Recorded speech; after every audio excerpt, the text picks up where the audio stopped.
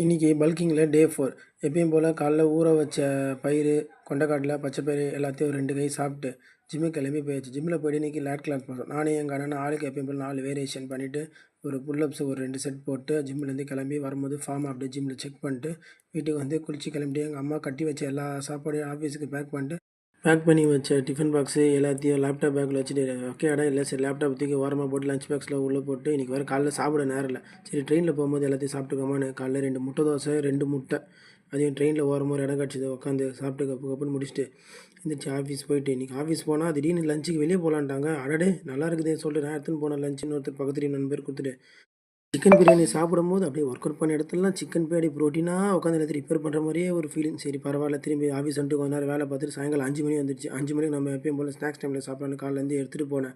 சேகப்போல் ஊற வச்ச nuts kids ஸ்வீட்டுக்கு வந்து எள்ளுருண்டை வச்சுருந்தேன். எள்ளுருண்டையை போட்டு சர்க்கரைக்கு பதில் சாப்பிட்டா அதை கொஞ்சம் ரெடி பண்ணிட்டு நம்மளுக்கு அந்த டைமுக்கு ஏதாச்சும் தேவையில்லையா, பசி வந்துடுது, அது என்னன்னே தெரில, ஒர்க் அவுட் பண்ணுறதால தெரில. சரி நைட்டு டின்னருக்கு என்ன சாப்பிடலான்னு யோசிச்சுனே இருக்கும்போது மத்தியானம் ஹோட்டலில் சிக்கன் பிரியாணி சாப்பிடும்போது ஒருத்தர் ப்ரான் பிரியாணி சூப்பராக இருக்குனாரு. சரி அந்த டைமில் நம்மளால் 2 பிரியாணி சாப்பிட முடியல. சரி அது வேறு மண்டையில் ஓடினே இருந்துச்சு. சரி நீங்கள் நைட்டு போகும்போது ஒரு ப்ரான் பிரியாணி சாப்பிடலான்னு போயிட்டு ஹோட்டலில் நல்லா கட்டுன்னு கட்டி கிளம்பியாச்சு.